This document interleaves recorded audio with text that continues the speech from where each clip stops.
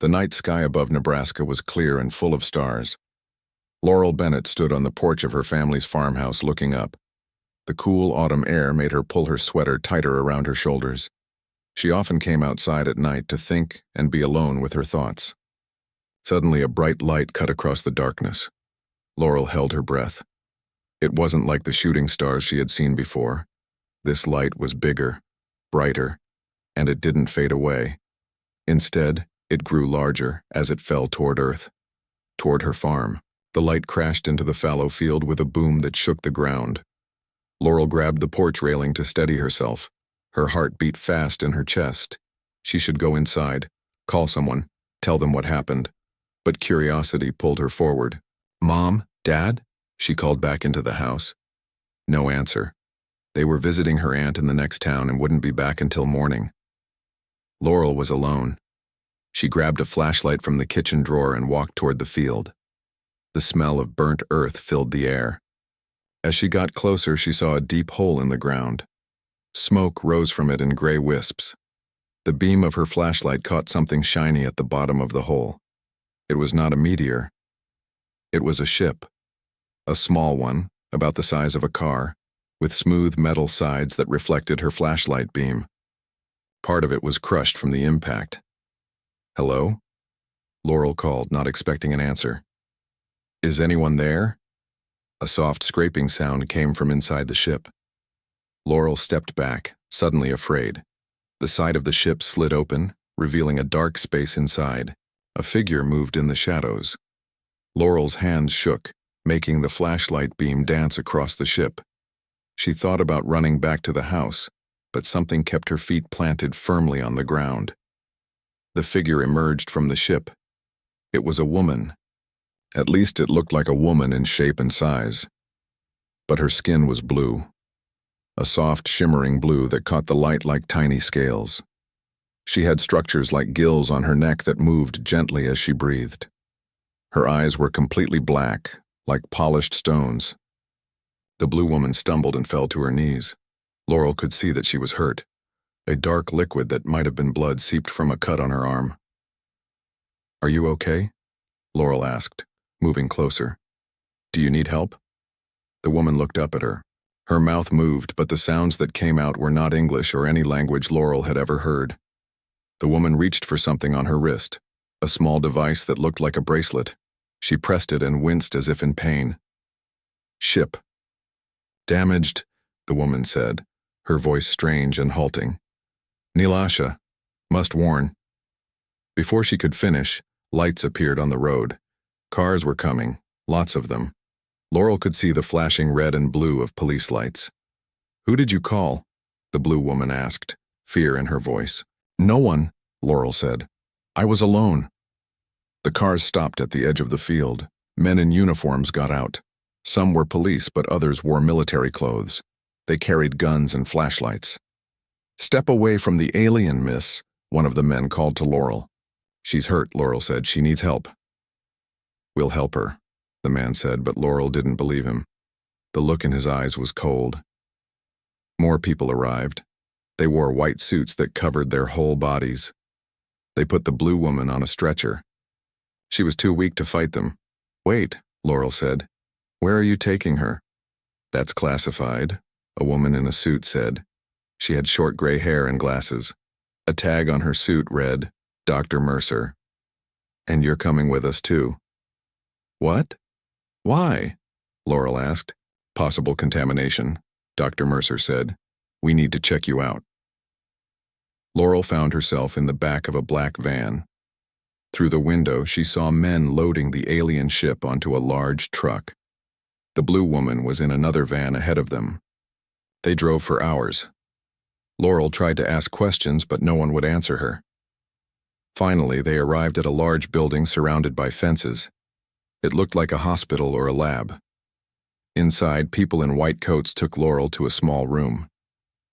They checked her temperature, took her blood, and asked her many questions about what happened. They made her shower with a special soap that smelled like chemicals. "Can I go home now?" Laurel asked when they were done. "Not yet," a doctor said. "We need to keep you for observation." "For how long?" "As long as necessary." They gave Laurel a room with a bed and a bathroom. There was a camera in the corner watching her. She felt like a prisoner. The next day, Dr. Mercer came to see her. "We have a job for you," she said. "Kitchen work. If you want to stay and learn more about our visitor, this is your chance." "And if I say no?" Laurel asked. "Then you'll be moved to a different facility, and you won't see your family for a long time." Dr. Mercer's smile didn't reach her eyes. Laurel agreed to work in the kitchen. It was the only way to stay close to the blue woman, Neil Asha, she had called herself. The kitchen was large and fed all the workers in the facility. From there, Laurel could see parts of the building through windows and open doors. She learned that Neil Asha was kept in a special room that only certain scientists could enter. One day, while delivering food to the science wing, Laurel saw through a window. Neil Asha was in a white room. She sat on a bed, looking thin and weak. Scientists stood around her, writing notes. One of them offered her a plate of food. Neil Asha turned her head away. "She won't eat anything we give her," a scientist said. "Too good for Earth food, I guess." The others laughed. "How long do you think she'll hold out?" one asked. "I give her another week," another said. "Then she'll eat or die." They walked away, still laughing.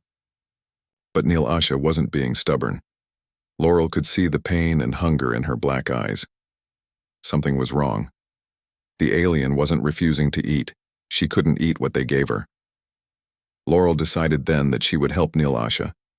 She didn't know how yet, but she would find a way. 'Cause no one deserved to starve while people laughed. Laurel worked in the kitchen every day. She washed dishes, peeled potatoes, and served food. But her mind was always on Neil Asha. The blue alien woman was getting weaker. Laurel could see it whenever she passed by the science wing. One night after most people had left, Laurel stayed late to clean. This gave her a chance to look around without being watched. She found a computer that someone had left on. The screen showed files about Neil Asha.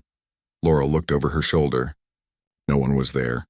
She clicked on the files and began to read.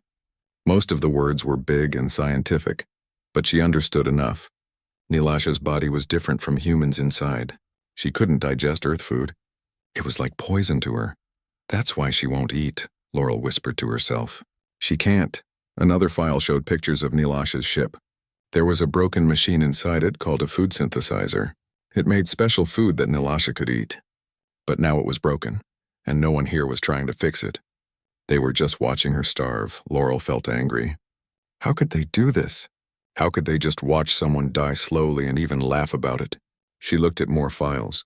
They showed what Neil Asha's food was made of.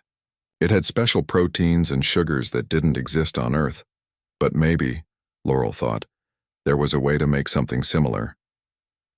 For the next few days, Laurel collected kitchen supplies, a little sugar here, some protein powder there. She read more files when no one was looking. At night, she mixed things together in her room, trying to copy the alien food formula. After many tries, she made a thick purple paste. It smelled strange, but not bad. It had the closest mix of nutrients to what Neil Asha needed, based on the files. Now she just needed to get it to Neil Asha. That would be the hard part. Laurel noticed that the night guard for Neil Asha's room was a woman named Melody Torres. Melody seemed kinder than the others. She didn't laugh when the scientists joked about Neil Asha starving. One night, Laurel waited until most people had gone home. She put her purple paste in a small bowl and hid it under her jacket. Then she walked to the science wing. Melody was sitting outside Neil Asha's room reading a book. "You're not supposed to be here," Melody said when she saw Laurel. "I know," Laurel said. "But please, I need to help her." "Help who?" Melody asked, though she knew Neil Asha. "She's starving because she can't eat our food. It's poison to her. I made something that might help." Melody looked at Laurel for a long time. "Show me." Laurel took out the bowl with the purple paste. Melody looked at it and wrinkled her nose. "And you think she can eat that?" "I hope so." "I made it based on the formula in her ship's food machine." Melody raised an eyebrow. "You hacked into the research files?" Laurel nodded, afraid she was in trouble, but Melody just sighed. 5 minutes, she said, opening the door. "But if that alien kills you, it wasn't on my watch, got it?" "Got it," Laurel said, smiling. Neil Asha's room was white and bare. There was a bed, a toilet, and nothing else. Nilasha lay on the bed, her blue skin now pale and dull. Her black eyes were half closed. She looked like she was dying. Nilasha? Laurel said softly, approaching the bed. The alien woman's eyes opened wider. She looked at Laurel with confusion. I brought you food, Laurel said, holding out the bowl. Food you can eat. Nilasha didn't move. Maybe she didn't understand. Laurel tried again. Come eat with me, she said, sitting on the edge of the bed. She took a small plastic spoon and dipped it in the purple paste. She held it out to Nilasha. Slowly, with shaking hands, Nilasha took the spoon. She smelled the paste, then put it in her mouth. Her black eyes widened. For a moment, Laurel was afraid she had made a mistake. What if the paste was poison too? But then Nilasha reached for the bowl. She began to eat the paste quickly, like she hadn't eaten in weeks, which Laurel realized she hadn't. Slow down, Laurel said gently. You'll get sick. Nilasha seemed to understand. She ate more slowly, savoring each bite. When the bowl was empty, she looked at Laurel with eyes that shone with tears. Thank you, she said. Her voice was soft and musical, now that she had the strength to speak properly. You saved me. I'll bring more tomorrow, Laurel promised. Time's up, Melody called from the door. Laurel stood to leave. Nilasha caught her hand. Why? She asked. Why help me when others laugh? Laurel thought about it. Because it's right, she said simply. The next day, Laurel made more purple paste. She brought it to Nilasha that night. Melody let her in again, giving her 10 minutes this time. Nilasha was sitting up in bed. She looked better already. Her blue skin had more color and her eyes were brighter. I brought more food, Laurel said, giving her the bowl. Thank you, Laurel, Nilasha said. Laurel was surprised. You know my name? I hear scientists talk, Nilasha said between bites. They say you are kitchen girl. I hear your name. Can you understand English now? Laurel asked. Nilasha touched the device on her wrist. Translator fixed itself. Not completely, but better. After eating, Nilasha seemed stronger. She sat up straighter and her voice was clearer. I must warn your people, she said suddenly. Warn us about what? Laurel asked. Danger coming. The Wraith. Before Nilasha could explain more, Melody opened the door. Time to go, kitchen girl. Laurel brought food to Nilasha every night after that. Each time, Nilasha told her a little more about herself and why she had come to Earth. She was from a planet called Cerulidia. Her people had blue skin because their blood was copper-based, not iron-based like humans. She was a diplomat, sent to warn Earth about a dangerous alien race called the Wraith. They destroy planets, Nilasha explained one night. They take all life, all resources, turn it into fuel for their ships. They have destroyed 12 worlds in my lifetime. And they're coming here? To Earth? Laurel asked, shocked. Nilasha nodded. Yes, my ship was attacked by them on way here. That is why I crashed. They did not want me to warn you. But why would they care if you warned us? We're just one planet. Because together we might fight them. Alone, each world falls. Together we have chance. Laurel thought about this. It seemed unbelievable. Aliens coming to destroy Earth. But then again, a month ago she would have said blue aliens crashing in Nebraska farm fields was unbelievable too. We need to tell someone, Laurel said. Someone who can help. Scientists here do not listen, Nilasha said sadly. They only want to study me. Cut me open to see how I work. Laurel felt cold. Cut you open? What do you mean? I hear them plan. When they learn all they can from tests, they will dissect me. Dr. Mercer leads this plan. We have to get you out of here, Laurel said firmly. And we need to warn people about the Wraith, but how? Laurel was just a kitchen worker. Nilasha was a prisoner, and no one would believe them about an alien invasion. They needed help. And Laurel thought she knew where to start. Melody, she said. I think she might help us. The guard? Nilasha asked. Why would she help? Because she already has, Laurel said. She lets me bring you food. She could have reported me, but she didn't. I think she cares. We need more than one human to help, Nilasha said. We need someone who understands science, who can help fix my ship's beacon, to call my people. I might know someone, Laurel said, thinking of a scientist she had seen who seemed different from the others. Her name is Dr. Kent, Abigail Kent. She's always kind to the staff. And I've seen her argue with Dr. Mercer about how they're treating you. Then we must trust these humans, Nilasha said, before it is too late. The next day, Laurel watched Dr. Abigail Kent. The scientist was young, with curly brown hair and kind eyes behind her glasses. She worked in the lab that studied samples from Nilasha's ship. During lunch, Laurel brought coffee to the scientist's break room. Dr. Kent was alone, reading reports. "Excuse me, Dr. Kent?" Laurel said, setting down the coffee. Dr. Kent looked up and smiled. "Thank you. Laurel, right? You're new here?" "Yes," Laurel said, surprised the scientist knew her name. "Can I ask you something?" "In private?" Dr. Kent looked curious but nodded. "Let's walk," she said, standing up. They walked down a quiet hallway. Laurel took a deep breath and spoke quickly. "It's about Nilasha, the alien. She's dying because no one will give her the right food. I've been helping her, but there's more. She came to warn us about something dangerous coming to Earth." Dr. Kent stopped walking. Her face was serious. "How do you know this?"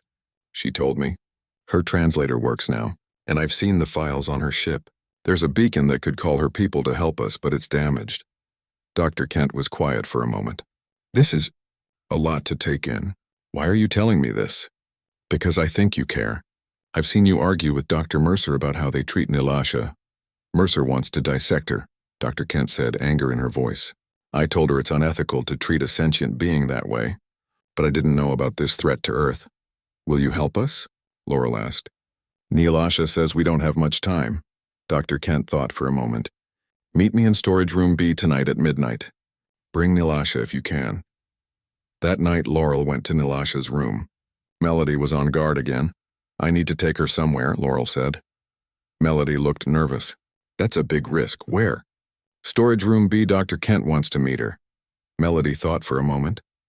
"Dr. Kent? She's one of the good ones." "Okay, but be quick." Laurel helped Nilasha walk. The alien was stronger now, but still weak. They moved quietly through the halls, hiding when anyone came near. Finally, they reached storage room B. Dr. Kent was waiting with a small device. "This is a portable scanner," she explained. "I've been studying the technology from your ship, Nilasha. Tell me about this beacon and the threat to Earth."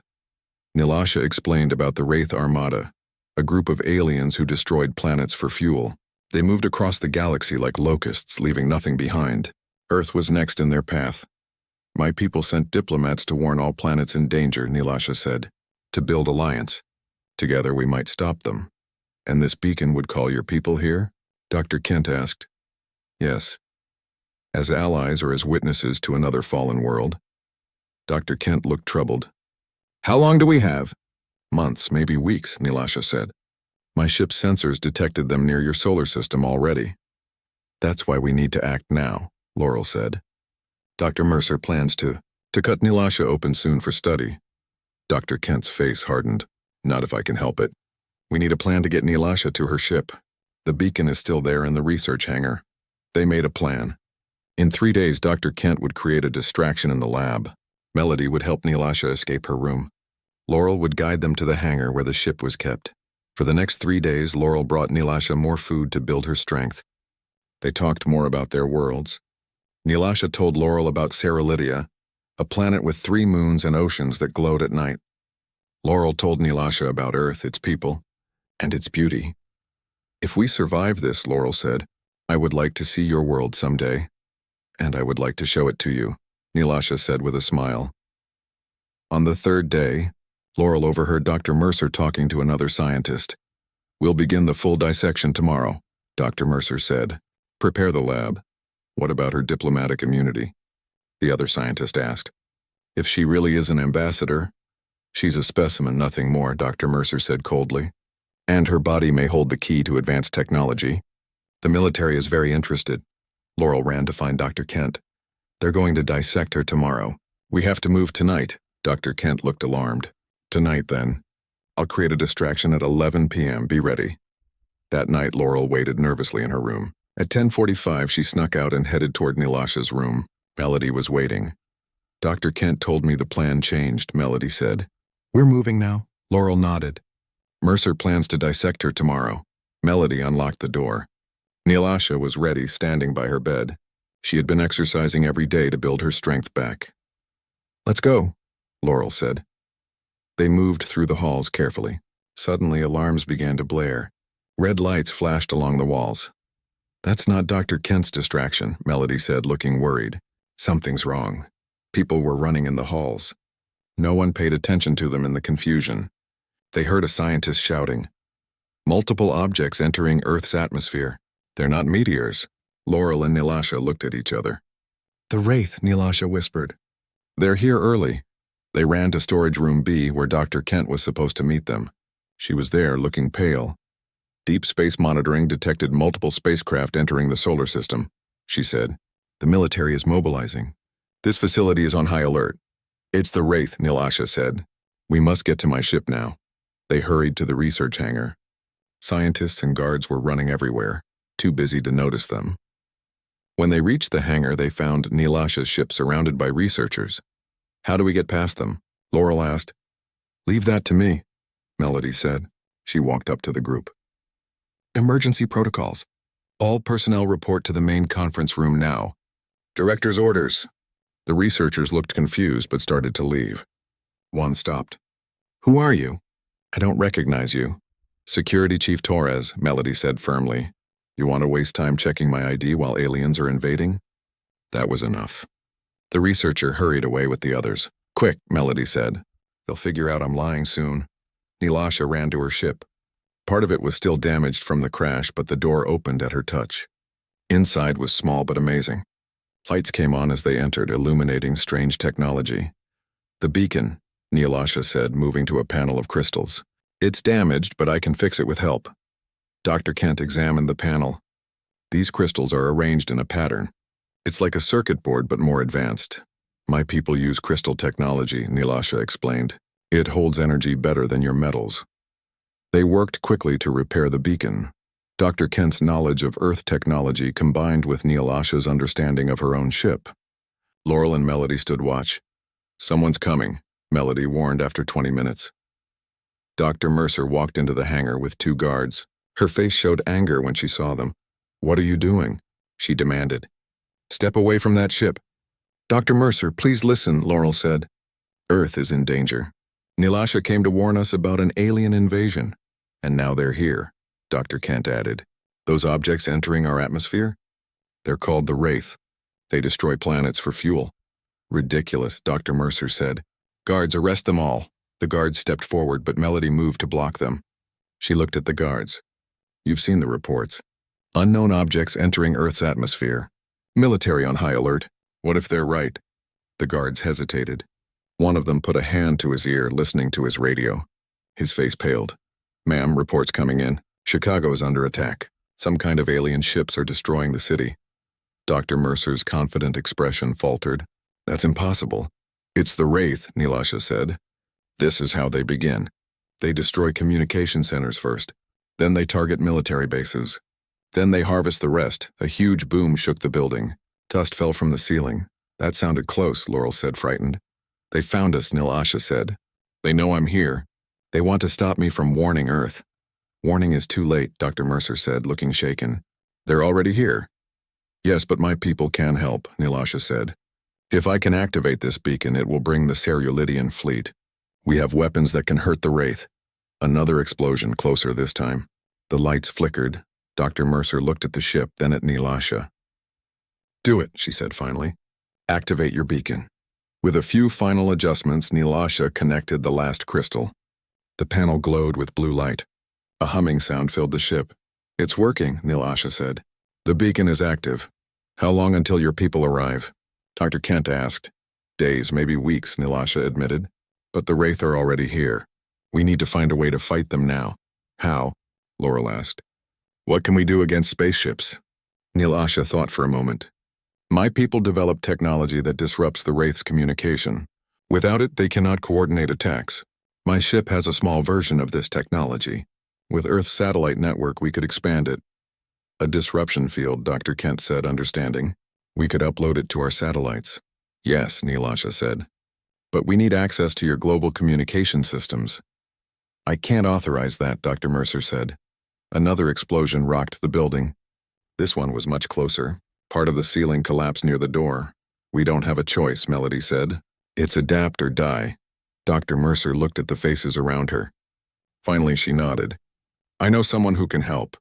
Admiral Rivera. She commands the Pacific Fleet. If anyone can give us access to global satellites, it's her. Then call her, Laurel said. Before it's too late. The world changed overnight. News channels showed alien ships attacking major cities. People were running, buildings were falling, and armies were fighting back with little success. Dr. Mercer managed to contact Admiral Catherine Rivera. They set up a video call in the facility's communication room.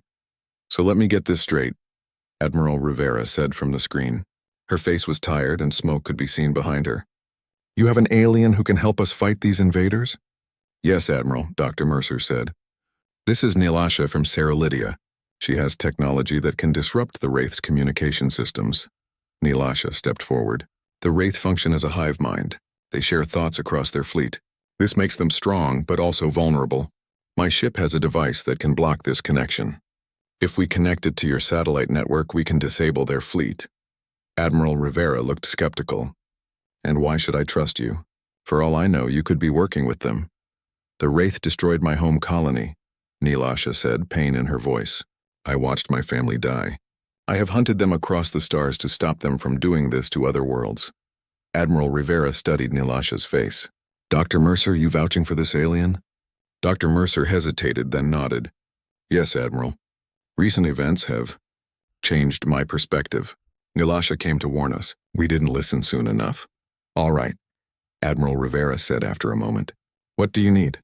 "Access to your global satellite control systems," Dr. Kent said. "We need to upload Nilasha's disruption technology to as many satellites as possible." "That's a tall order," Admiral Rivera said. "Those systems are heavily protected." "With respect, Admiral," Laurel spoke up, "the alternative is extinction." Admiral Rivera's eyebrows rose. "And who are you?" "Laurel Bennett. I work in the kitchen." "She saved my life," Nilasha said. "When others laughed and watched me starve, she alone showed kindness." Admiral Rivera looked at Laurel with new interest. "Sometimes the most important people are the ones we overlook." She turned to someone off screen. "Get me the Secretary of Defense.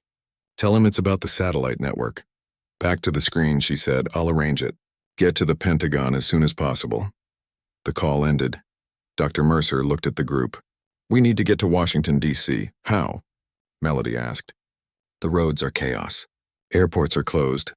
"I have clearance for emergency transport," Dr. Mercer said, "but we need to move now." They gathered what they needed from Nilasha's ship.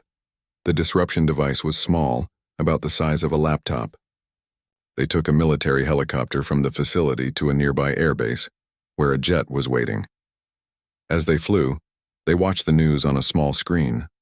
The Wraith attacks were spreading. Their ships were black and angular like giant insects. They fired weapons that dissolved buildings and people alike. "They're converting matter to energy," Nilasha explained, "turning life into fuel." "How many ships do they have?" Dr. Kent asked. "Hundreds, maybe thousands," Nilasha said. "They've been building their fleet for centuries." Laurel felt sick watching the destruction. "Will your disruption device really work against so many?" "It will confuse them," Nilasha said. "Break their coordination. Make them vulnerable to your weapons." "Better than nothing," Melody said grimly. When they reached Washington, D.C., the city was in partial evacuation. Military vehicles filled the streets. The Pentagon was on high alert with soldiers at every entrance. Admiral Rivera met them at the door. In person, she was tall and commanding, with streaks of gray in her dark hair. "Follow me," she said without preamble. She led them to a secure room deep in the Pentagon. Inside, military officers and scientists worked at computers. Screens showed maps with red dots representing Wraith ships. "This is our satellite control center," Admiral Rivera said. "We can access most of Earth's communication satellites from here." Dr. Kent and Neil Asha got to work immediately, connecting the disruption device to the satellite control systems. It wasn't easy. Earth technology and Cerulean technology were very different. But Dr. Kent was clever and Neil Asha patient. "How long will this take?" Admiral Rivera asked. "Hours, maybe," Dr. Kent said, not looking up from her work. "We need to modify the signal to work with Earth satellites." "We might not have hours," an officer said. "Wraith ships are approaching Washington." "Then buy us time," Admiral Rivera ordered. "Get every fighter jet in the air, every tank on the ground, every ship at sea. Hold them off as long as you can." Laurel felt helpless watching the scientists work. She wasn't a soldier or a scientist. What could she do? Then she noticed Neil Asha was getting tired. You need to eat, Laurel said. Let me find you some food. The cafeteria is 2 floors down, Admiral Rivera said. Take Sergeant Torres with you for security. Melody, who had been quiet, looked up in surprise. Sergeant? Admiral Rivera smiled slightly. Your record says you're Army Special Forces, on loan to the facility as undercover security. Did you think we didn't know? Melody shrugged. Worth a try. Laurel and Melody went to the cafeteria. It was mostly empty, with people having fled or gone to battle stations. Laurel gathered ingredients to make Nilasha's food. So you're not really a security guard? Laurel asked as she mixed. I am, Melody said. Just not the kind they thought. I was sent to watch the facility, make sure they weren't doing anything unethical with alien technology. Like dissecting sentient beings? Laurel asked. Exactly, Melody said. I was about to report Dr. Mercer when all this happened. When they returned with food, Nilasha ate quickly and got back to work. Hours passed. Reports came in of battles around the world. Human weapons could hurt the Wraith ships, but not enough. For every ship they destroyed, 5 more appeared. We're losing, Admiral Rivera said quietly to Dr. Mercer. We just need more time, Dr. Mercer insisted. Suddenly the building shook. Dust fell from the ceiling. They're here, an officer said. Wraith ships over Washington. How much longer? Admiral Rivera asked Dr. Kent. 10 minutes to finish the modifications, Dr. Kent said. Then we can upload to the satellites. 5 minutes to upload to the first batch of satellites, Nilasha added. Another 10 for global coverage. That's too long, Admiral Rivera said. They'll destroy this building before then. The room shook again, harder this time. Lights flickered. We need to move the operation, Dr. Mercer said. Is there a backup facility? Raven Rock, Admiral Rivera said. Underground mountain complex in Pennsylvania. It can withstand direct hits. Then we go there, Dr. Mercer said. They quickly disconnected the equipment. Soldiers helped carry it to waiting helicopters on the roof. As they ran through the halls, explosions rocked the building. Laurel looked out a window and saw 3 black ships hovering over the city.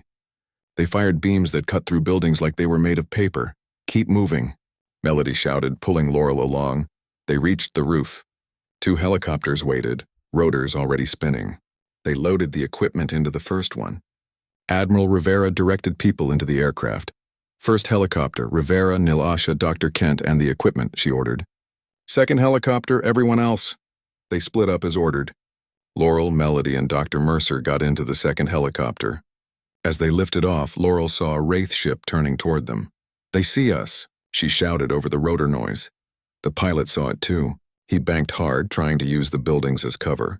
The first helicopter with Nilasha was already speeding away in a different direction. The Wraith ship fired. The beam missed them but hit a building nearby. Debris flew everywhere. Some hit their helicopter, making it shake violently. Hang on, the pilot shouted, another beam, closer this time. The helicopter lurched. Alarms blared in the cockpit. We're hit, the pilot yelled. I can't control it. The helicopter began to spin. Laurel grabbed onto her seat, terrified. Melody reached over and held her hand. Dr. Mercer closed her eyes. Brace for impact, the pilot shouted. The helicopter crashed onto the roof of a building. The force threw Laurel against her seatbelt. Pain shot through her body. Then everything went black. When Laurel woke up, her head hurt. Smoke filled the helicopter. She was still strapped to her seat, hanging sideways. She looked around. Melody was next to her, conscious but bleeding from a cut on her forehead. Dr. Mercer was slumped in her seat, not moving. The pilot was still, his head at an unnatural angle. We need to get out, Melody said, her voice hoarse. She unbuckled her seatbelt and fell to what was now the floor of the helicopter. Then she helped Laurel down. Dr. Mercer? Laurel asked. Melody checked her pulse. She's alive but unconscious. They unbuckled Dr. Mercer and carefully moved her out of the helicopter. The roof they had crashed on was large and flat, part of an office building. Fires burned in the city around them. Wraith ships moved between buildings searching. They're looking for us, Melody said, or more specifically for Nilasha and the disruption device. Did the other helicopter make it? Laurel asked. I don't know, Melody said. We need to find shelter and contact Admiral Rivera. They carried Dr. Mercer to a roof access door. It was locked. Melody kicked it open with surprising strength. They went inside, finding a stairwell. We need to go down, Melody said. Find a working phone or radio. They carried Dr. Mercer down several flights of stairs.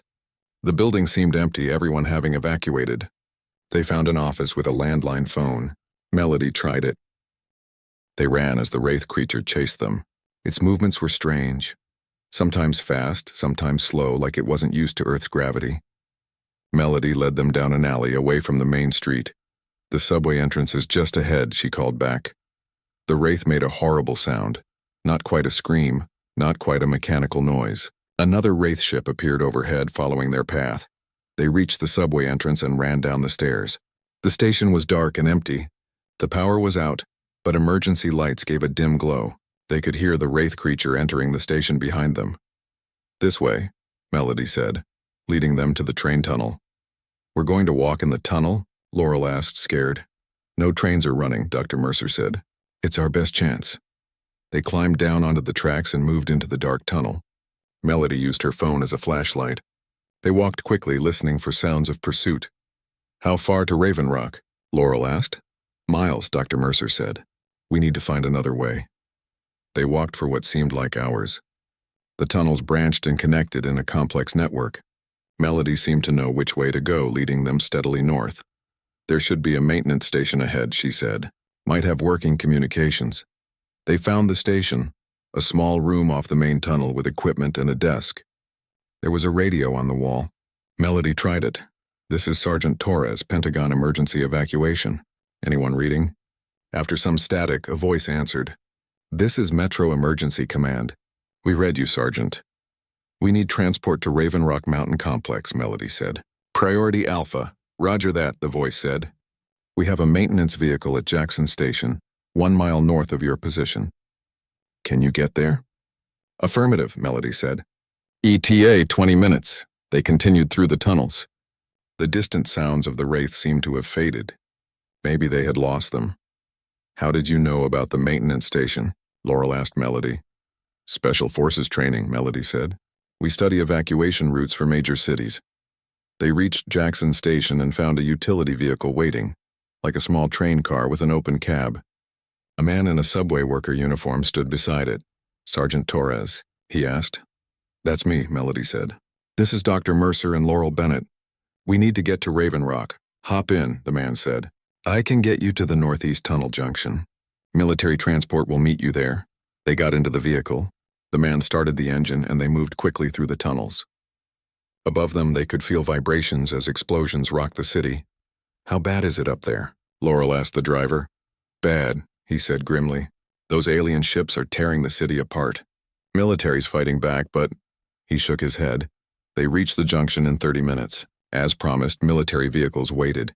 2 armored personnel carriers with soldiers standing guard. A woman in a captain's uniform approached them. "Dr. Mercer, I'm Captain Vanessa Reeves.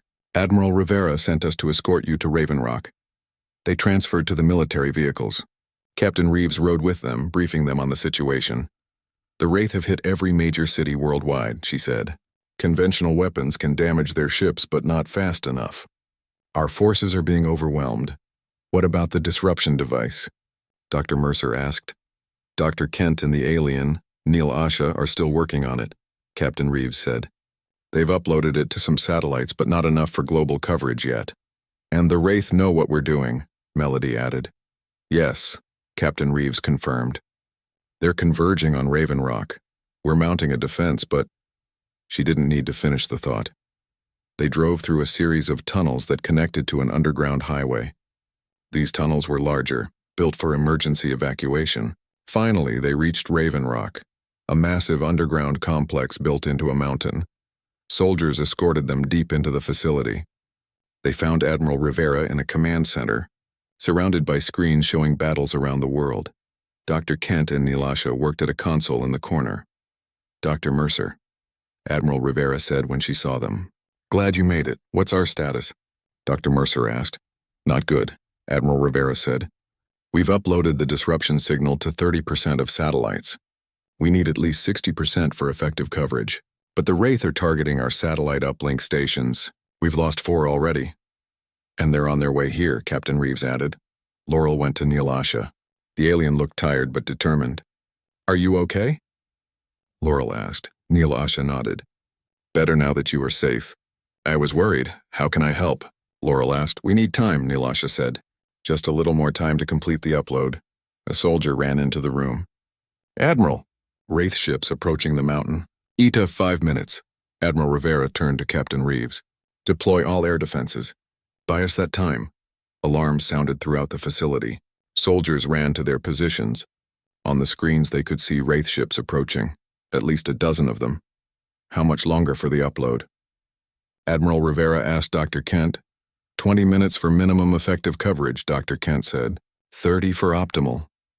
We might not have 5, Admiral Rivera said grimly.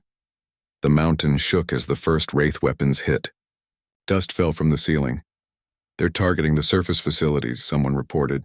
Air defenses engaging. On the screens, they saw human fighter jets and anti-aircraft missiles attacking the Wraith ships. Some hits landed, causing damage, but not enough to stop them. Direct hit on communication array Alpha, a technician shouted. Upload speed reduced by 40%. We need that array, Dr. Kent said. Without it, the upload will take hours. Where is it? Melody asked.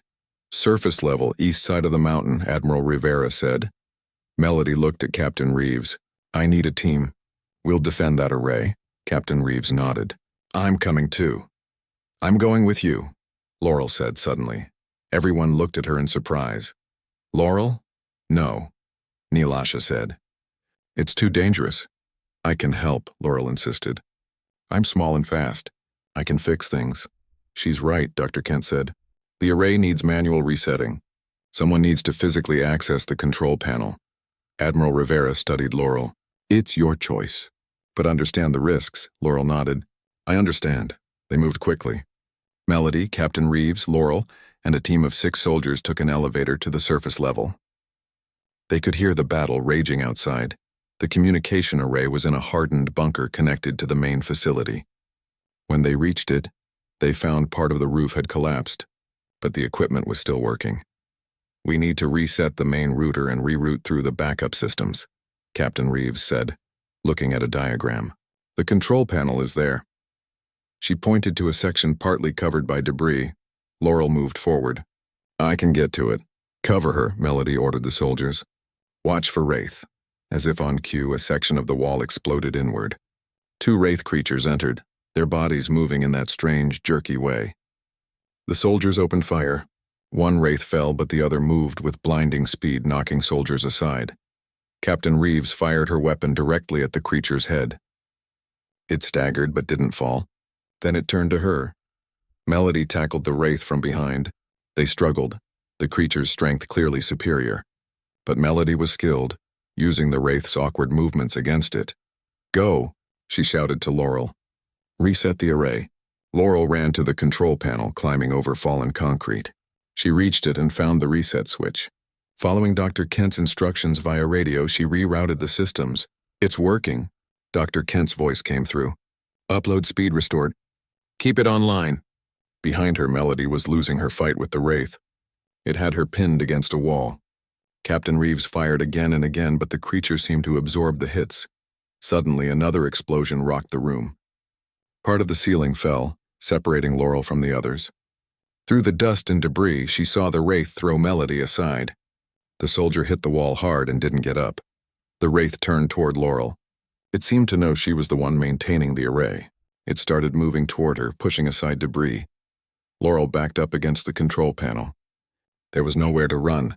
The creature reached for her. Then a figure leaped through the new hole in the ceiling. It was Nilasha. She held some kind of device that emitted a high-pitched sound. The Wraith creature stopped, its body shaking. Laurel, move, Nilasha shouted. Laurel ran to the side just as the Wraith lunged forward. It missed her but hit the control panel, damaging it. No, Laurel cried. The array! The panel sparked and smoked. The upload would stop. Earth would lose. Then Dr. Mercer appeared behind Nilasha. There's another way, she said quickly. Nilasha's ship had a secondary transmitter. It's small but powerful enough to continue the upload. Where is it? Nilasha asked. Still in the research facility, Dr. Mercer said.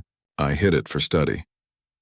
We'll never reach it in time, Captain Reeves said, helping a wounded Melody to her feet. We have to try, Laurel said.